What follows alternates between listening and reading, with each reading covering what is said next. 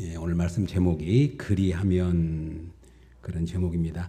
예, 우리 7절만 한 번 더 함께 읽어볼까요? 7절 말씀 시작.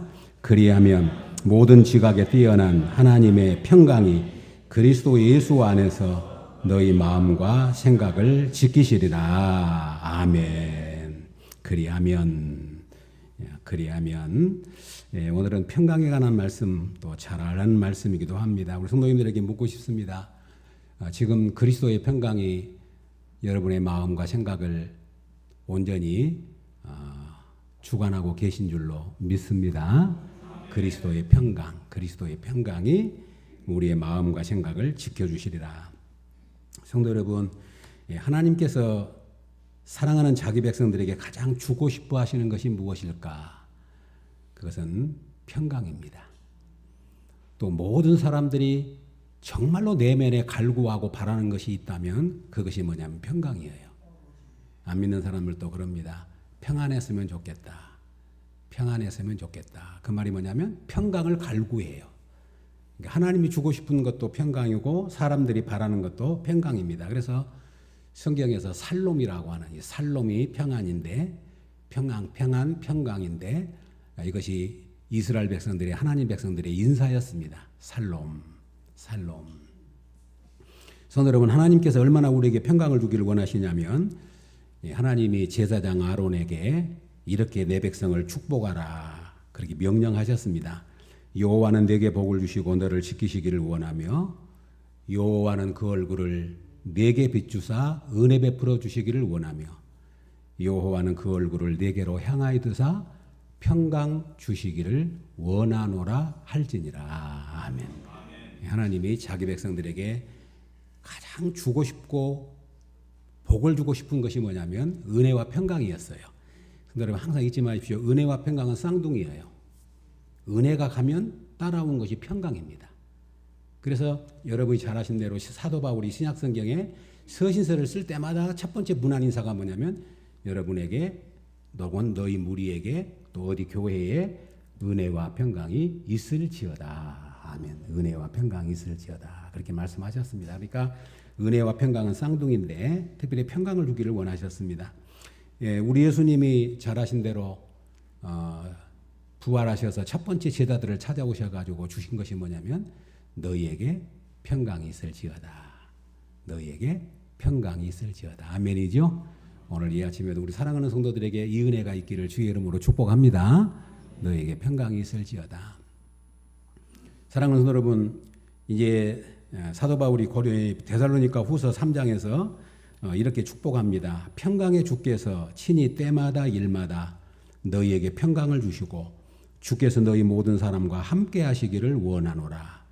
평강의 주께서 친히 때마다 일마다 너희에게 평강을 주시고 주께서 너희 모든 사람과 함께 하시기를 원하노라. 아멘. 오늘 이 축복이 우리 사랑하는 성도들이 꼭 임할 수 있기를 주의 이름으로 축복합니다. 일마다 때마다 평강의 주께서 일마다 때마다 너에게 평강을 주시기를 원한다. 그렇게 오늘 본문은 말씀하고 있습니다. 그런데 오늘 성도님들 오늘 이 말씀을 한번 잘 기억해 보시기 바랍니다. 우리가 예수님을 믿으면서 평강의 은혜를 안 누린 사람은 없을 겁니다. 그런데 문제는 뭐냐면 이 평강을 지속되게 하는 거예요. 이 평강이 계속 내 안에 머물게 하는 겁니다. 이것이 진짜 복이에요. 성도들 한번 생각해 보십시오. 우리가 복을 그냥 받고 흘러버린다고 그러면 진짜 복이 아니죠. 그 복이 내게 머무를 때 진짜 복이 되거든요. 평강도 오늘 이 말씀하신 내 말씀이 뭐냐면 평강도 한 번 받고 우리가 예수 믿으면서 좋다. 예수님 믿는 게 참 마음이 편안하다. 그렇게 느껴보지 않은 사람은 없을 거예요. 그런데 중요한 건 뭐냐면 그 평강이 내 마음과 생각을 온전히 주장해서 그 평강이 나를 떠나지 아니하고 내 안에 계속 머물게 하는 것이 축복이거든요. 그런데 오늘 본문을 가만히 보면 사도 바울이 그 자기가 누렸던 지속적인 평강을 우리에게 주고 싶은 거예요. 그걸 나누고 싶은 겁니다. 그 비결을 알게 해주고 싶은 겁니다. 그래서 오늘 빌립보 4장에서 이 말씀을 우리에게 주고 있는 겁니다. 근데 중요한 건 뭐냐면 사도 바울이 지금 이 말씀을 주고 있는 오늘 이 빌립보에 이 말씀을 주고 있는 바울의 환경이 어떤 것이냐면 놀랍게도 감옥이에요. 감옥이라고 하는 것은 모든 것이 끊어진 상태, 모든 것이 중단된 상태에 있는 사람입니다.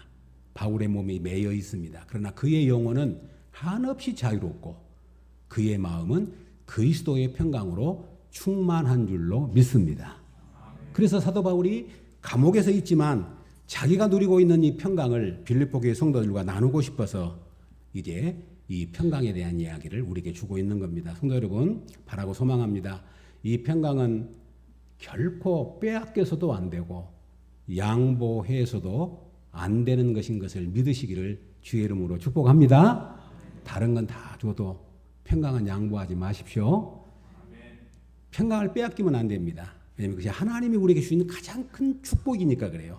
가장 아름다운 축복이고 가장 우리에게 하나님이 주시고자 한 축복이기 때문에 그렇습니다. 그래서 사도 바울은 옥중에 있었지만 몸은 매여 있었지만 환경은 여러 가지 모양으로 악조건 속에 있었지만 그의 마음은 주님의 평강으로 온전히 다스림을 받고 있었고 주님의 평강으로 그의 마음이 충만해 있었어요. 여기 모든 지각에 뛰어난 하나님의 평강이 모든 지각에 뛰어난 하나님의 평강이 그리스도 예수 안에서 너희 마음과 생각을 지키시리라. 여기 모든 지각에 뛰어난 평강이란 말은 무슨 말이냐면 모든 환경을 초월한 모든 환경을 뛰어넘는 평강이라는 말이에요. 그러니까 우리가 감옥에 있던 병중에 있던 악조건 속에 있을지라도 주님의 평강이 내 마음과 생각을 다스리시면 우리는 능히 그것을 뛰어넘는 평강이 우리 안에 거하게 될 줄로 믿습니다. 그러니까 이 평강을 사도 바울은 오늘 하나님의 은혜를 따라서 빌립보 교회 사랑하는 성도들에게 내가 지금 감옥에 있지만 이 평강 가운데 있단다. 그러니까 여러분도 그리스도 안에서 이 평강을 누려라. 이 평강 안에 거해라. 그렇게 말합니다. 성도 여러분, 우리 예수 믿는 사람들은 그리스도의 은혜 안에 거하는 사람이고 평강을 누리는 사람입니다. 로마서 5장 1절에 보면 이렇게 말합니다. 너희가 믿음으로 말미암아 의롭다함을 입었으니 하나님과 평강을 누리자. 뭐라고요? 하나님과 평강을 누리자. 평강을 이루어라. 평강을 위해서 힘쓰라고 하는 말이 아니라 누리라고 말해요. 왜냐하면 예수 그리스도 안에서 우리는 다 하나님 앞에 의롭다함을 입고 하나님의 은혜를 입은 사람들이기 때문에 그 평강 안에 거할 것을 우리에게 말씀해 주고 있습니다. 그러면 오늘 본문에서 사도 바울이 그리하면이 중요해요. 그러잖아요. 그리하면 모든 지각에 뛰어난 하나님의 평강이 너희 마음과 생각을 지키시리라 그랬잖아요. 그리한다는 말을 잘 하신 것처럼 앞에 있는 말을 받잖아요. 그러니까 우리가 예수 그리스도 안에서 이미 평강을 누리고 살아요. 평강을 받았어요. 그런데 이 평강이 떠나지 아니하고 어떤 환경 속에서도 하나님의 그 모든 환경을 초월하는 그 평강이 우리 안에 머물게 하려면 그리하라는 거예요. 그리하는 것을 오늘 본문에 보면 이제 세 가지로 말하고 있습니다. 첫 번째가 뭐냐면 하나님과의 관계, 두 번째가 사람과의 관계, 세 번째가 나와의 관계입니다. 첫 번째, 관계 속에서 평강이 우리에게 임해옵니다. 평강은 관계 속에서 이루어지는 하나님의 은혜입니다. 그러므로 평강은 관계적 언어입니다. 평강은 관계 속에서 이루어지는 하나님의 선물이니까 그렇습니다. 그래서 오늘 세 가지로 이야기를 하고 있습니다. 첫 번째 하나님과의 관계. 하나님과의 관계가 6절입니다. 우리 성도들 한번 볼까요? 6절 같이 한번 읽겠습니다. 6절 시작. 아무것도 염려하지 말고 다만 모든 일에 기도와 간구로 너희 구할 것을 감사함으로 하나님께 아뢰라. 아멘. 하나님과의 관계 속에서 아무것도 염려하지 말고 다만 기도와 간구로 너희 구할 것을 감사함으로 하나님께 아뢰라. 이게 아주 중요한 뜻이 있습니다. 성도 여러분, 성경에서 우리 예수님도 그렇게 말씀했지만 염려는 불신앙입니다. 염려는 하나님에 대한 믿음이 없을 때 나타나는 현상이라고 말합니다. 우리 예수 믿는 사람들은 염려를 뭘로 바꾸냐면 기도로 바꿔요. 아멘이죠? 여기에 믿음이 필요해요. 염려를 기도로 바꾼다는 건 쉬운 일이 아니에요. 근데 염려를 기도로 바꾸는 것은 믿음 있는 사람만 할 수 있는 거예요. 이것이 예수 믿는 사람의 엄청난 특권입니다. 근데 이 믿음이 어디서 오냐면 우리 하나님의 하나님 되심을 알 때만 가능해요. 조금 어떤 목사님들은 극단적으로 그런 이야기까지 합니다. 기도하지 않는 사람은 믿음 없는 사람이라고 말해요. 왜냐하면 기도하지 않는다는 말은 하나님을 신뢰하지 않기 때문에, 하나님을 그 능력을 온전히 믿지 못하기 때문에 기도를 안 한다는 거예요. 정말로 하나님이 하나님 되심을 알면 기도할 수밖에 없다는 거죠. 오늘 사도 바울은 말합니다. 얼마나 염려가 많아요. 우리가 염려가 없다는 말이 아니에요. 우리는 살아가 매일 염려가 우리에게 다가와요. 근데 그 염려를 기도로 바꿔버리는 겁니다. 아뢰라, 구하라, 기도와 간구로 너희 구할 것을 아뢰라. 그 여기 중요한 게 있어요. 무엇으로 아뢰요? 감사함으로 아뢰라. 뭘로 아뢰요? 감사함으로 아뢰라. 그래서 성도 여러분, 우리가 염려거리가 올 때 아주 중요한 놀라운 비결이 있습니다. 하나님 앞에 나와가지고 하나님께 딱 맡기고 감사한 마음으로 하나님 앞에 아뢰버리는 거예요. 그러면 우리에게 지각에 뛰어난 그리스도의 평강이 우리 마음속에 임하게 될 줄로 믿습니다. 하나님과의 관계입니다. 하나님과의 관계. 하나님의 하나님 되심을 우리가 아는 것. 성도 여러분, 우리 하나님이 우리 마음을 주장하게 되면 우리 마음이 균형이 잡힙니다. 질서가 있습니다. 안정감이 있습니다. 그런데 내가 내 마음을 주관하게 되면 우리의 감정과 상황에 따라서 흔들리게 됩니다. 오늘 하나님과의 관계 속에서 우리가 아무것도 염려하지 말고 오직 모든 일에 기도와 간구로 너희 구할 것을 감사함으로 아뢰라. 아멘이죠? 감사함으로 하나님께 아뢰라. 그 다음에 이제 사람과의 관계 속에서 거기 또 우리에게 주시는 그리하면의 말씀이 연결됩니다. 바로 5절입니다. 5절 한번 읽을까요? 성도 여러분. 5절 시작. 너희 간용을 모든 사람에게 알게 하라. 주께서 가까우시니라. 아멘. 사람과의 관계 속에서는 늘 간용을 베풀고 살아라. 아멘이죠? 간용을 베풀고 살아라. 그렇게 말씀합니다. 오늘 말씀 그냥 간단하게 전할게요. 사람과의 관계 속에서는 뭘? 간용을. 하나님께는 뭘? 감사함으로 아뢰는 거. 그거예요. 근데 간용은 이웃과의 관계입니다. 성도 여러분, 간용은 부드러운 마음인데, 넓은 마음인데, 간용은 모든 사람에게 알게 하라고 말씀을 합니다. 옳은 것보다도 더 높고 더 큰 것이 뭐냐면 간용입니다. 이게 중요한 말이 나오죠. 모든 사람에게 알게 하란 말은, 모든이란 말은 모든 대상을 말합니다. 간용은 모든 사람이에요. 그러니까 원수까지도 포함합니다. 간용. 모든 사람에게 알게 하라. 너희 간용을 모든 사람에게 어떻게 하라고요? 알게 하라. 모든 사람입니다. 알게 하란 말은 적극적인 행동입니다. 간용입니다. 간용을 베푸는 겁니다. 성도 여러분, 이 말씀을 묵상을 하면서 우리가 세상을 살아가면서 마음에 든 사람도 있지만 마음에 안 든 사람도 있고, 또 도저히 내 눈에 세상 말로 진상이라 그러잖아요. 세상 말로 꼴불견이라 그러잖아요. 그런 사람도 있어요. 없을 수 없는 겁니다. 그런데 이제 이 믿음으로 살면서 참 감사했던 것이 뭐냐면, 우리 그리스도인들은 그런 사람들을 만날 때, 그런 사람들을 볼 때 어떤 시각을 가져야 되냐면, 그 사람을 누가 만들었지요? 하나님이 만드셨어요. 하나님이 창조하셨어요. 그 사람도.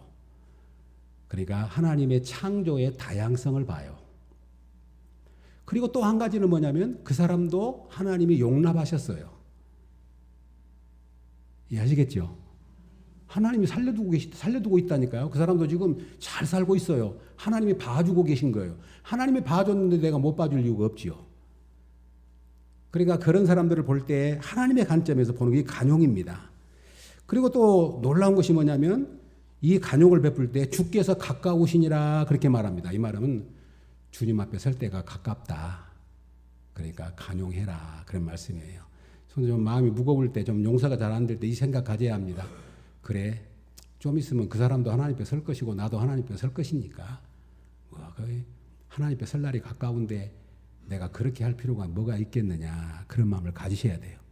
옛날에 TV에 어떤 분이 한 분이 나와가지고 그런 이야기를 하더라고요. 그분의 말 표현 들어오면 미운 사람들을 어떻게 했습니까? 그러니까 다 나보다 앞서 가불대, 다 나보다 앞서 가불대, 또 그 사람이 뭐라고 하냐면 다 조금 이거 설교 시간이 그런데 다 뒤져불대.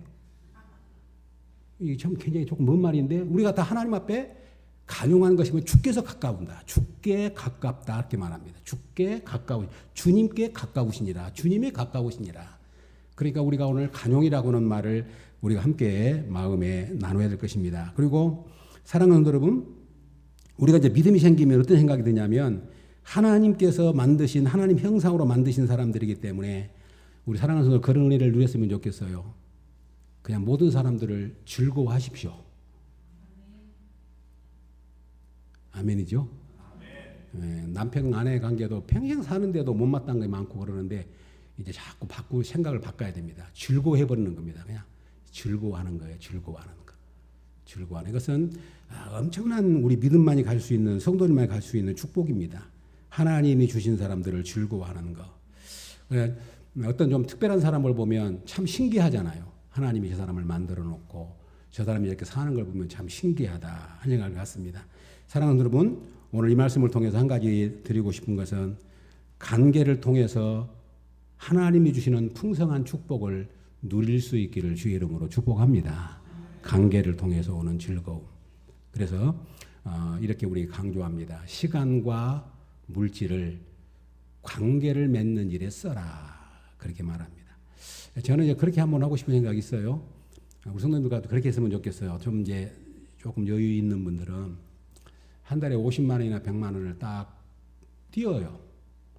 그걸 어디서 갖다 쓰냐면 관계 맺는 데 한번 써보면 참 좋을 것 같아요. 그 돈 없어도 살잖아요.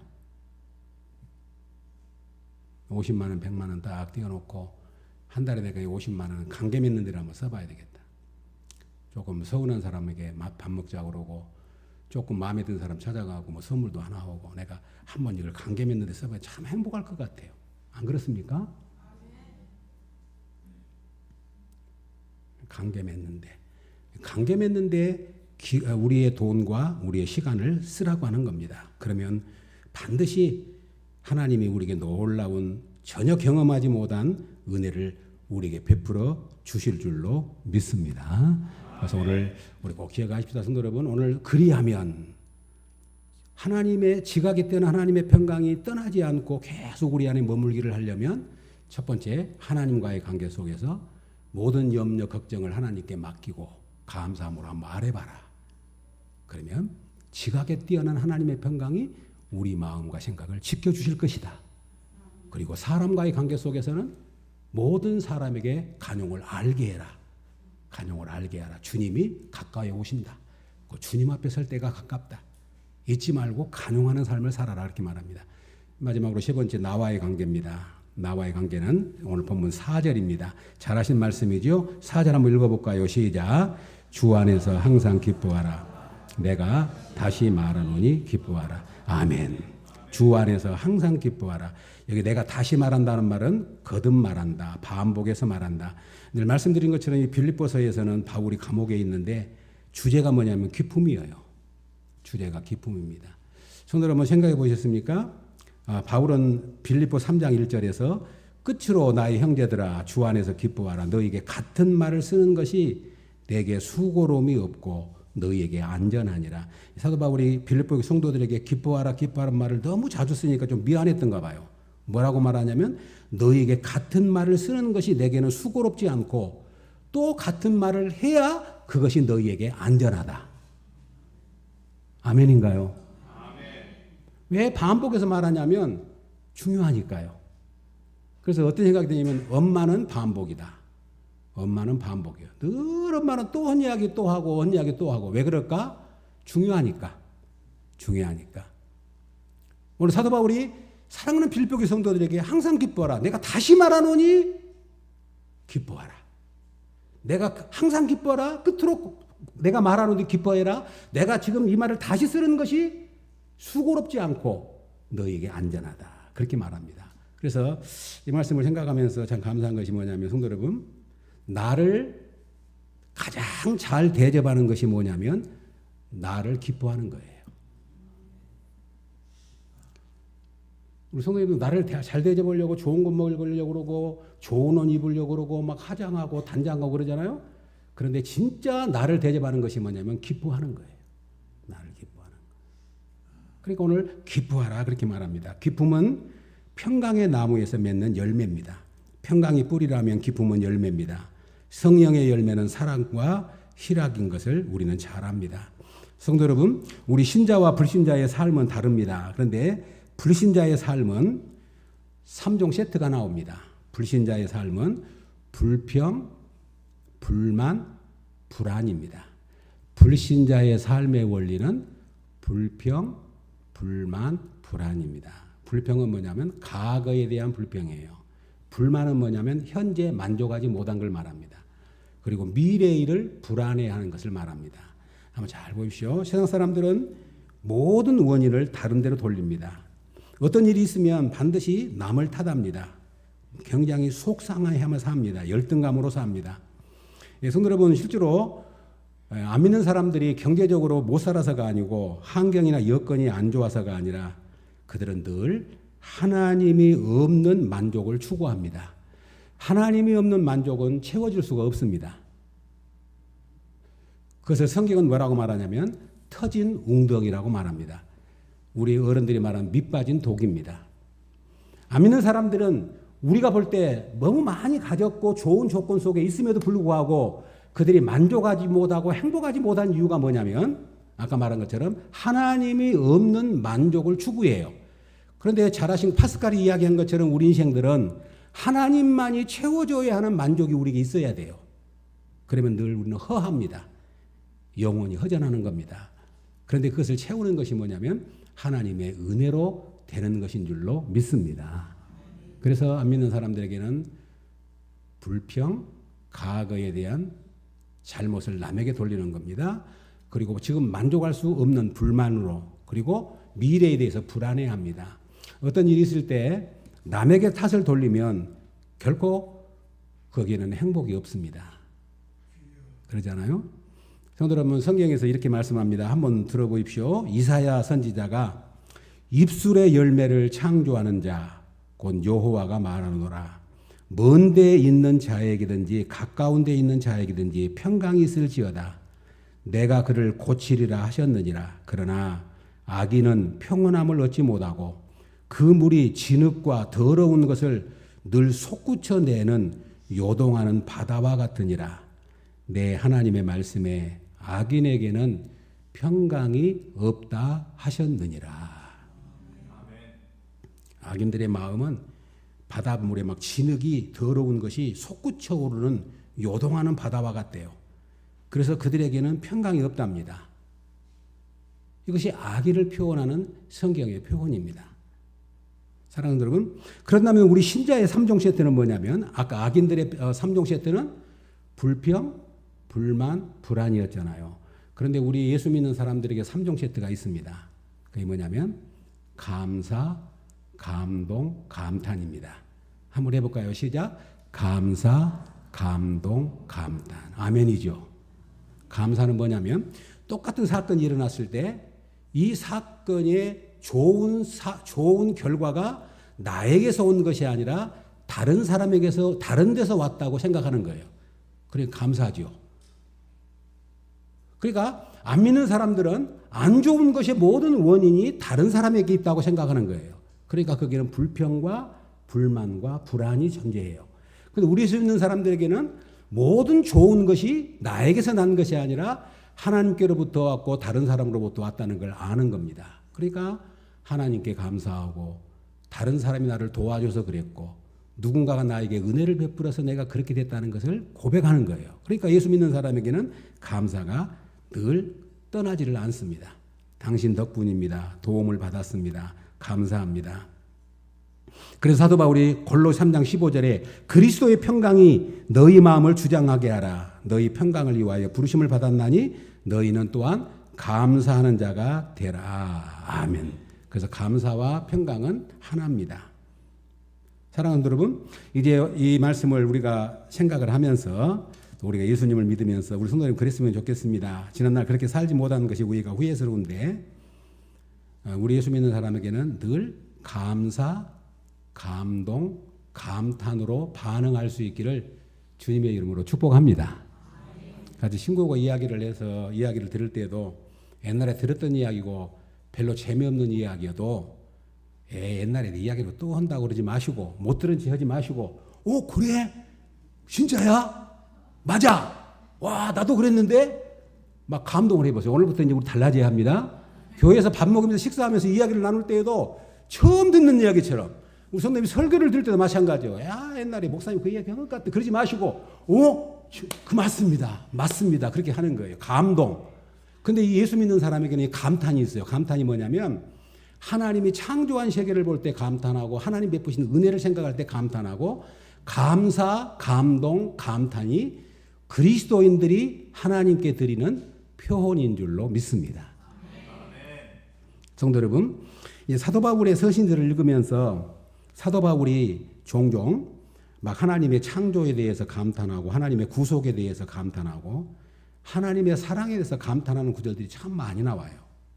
그 대표적인 구절이 이렇습니다. 에베소 1장 3절에 찬송하리로다 하늘에 속한 모든 신령한 복을 우리에게 주시되 찬송하리로다 하늘에 속한 모든 신령한 복을 우리에게 주시되 예, 성경학자들은 그렇게 말합니다. 에베소서 1장을 열면 3절부터 찬송하리다 하고 쭉 14절까지 연속 이어집니다. 그런데 원어에 보면 한 문장이래요. 그걸 어떻게 표현하냐면 하나님이 신령한 복을 주신 것에 감동을 받아가지고 사도 바울이 편지를 쓰면서 찬송하리도 하나님 우리 아버지 그러면서 신령한 복을 주신 하나님 성부 하나님께서 나를 선택해 주시고 성자 예수님께서 나를 구속해 주시고 성령 하나님께서 나를 인쳐 주시고 막 그러면서 쭉 막 나열을 해요. 그러니까 사도 바울이 그 감동과 감격 속에서 나 같은 사람에게 이렇게 신령한 복을 주신 것을 막 찬양하고 있다는 거예요. 그뿐만 아니라 디모데서 3장 16절에 보면 크도다 경건의 비밀이여 그렇지 않다는 이 없도다. 그런 육신으로 나타난 말. 그것도 한 문장이 깁니다. 크도다 경건의 비밀이여 주님의 육신으로 오셔고 나를 의롭다 하시고 나를 영화롭게 하시고 나를 하나님의 자녀로 택해 주신 것을 노래하면서 쭉 노래가 나옵니다. 그리고 로마서 11장 3절에서도 깊도다 하나님의 지혜와 지식의 풍성함이여 그의 판단은 헤아리지 못할 것이며 그의 길은 찾지 못할 것이다. 이 말 무슨 말이냐면 하나님이 유대인을 버렸어요. 그 이방인에게 구원이 임했어요. 이해가 안 되는 거예요. 사도 바울이 어느 날 깨닫는 겁니다. 하나님이 유대인들을 버리신 것은 이방인의 구원을 위해서였구나. 이방인들이 돌아온 걸 보고 유대인들이 시기가 나서 돌아오게 하셨구나. 이건 하나님의 경륜이고 하나님의 비밀이구나. 그 이야기를 노래하는 겁니다. 여러분, 이제 참 감사한 것이 이렇게 이제 목회를 하면서 은혜를 이렇게 함께 누리면서 은혜가 임하지 않아 가지고 메마를 때도 힘들지만 그런 은혜를 경험했는지 모르겠어요. 어쩔 때는 하나님의 은혜가 막 소낙비처럼 쏟아져 가지고 도저히 감당하지 못할 때가 있어요. 한번 그런 은혜를 경험해 봤으면 좋겠어요. 근데 그 하나님의 은혜가 막 폭포수처럼 쏟아지면 어떤 마음이 든 줄 압니까? 하나님 나 이러다가 터질 것 같아요.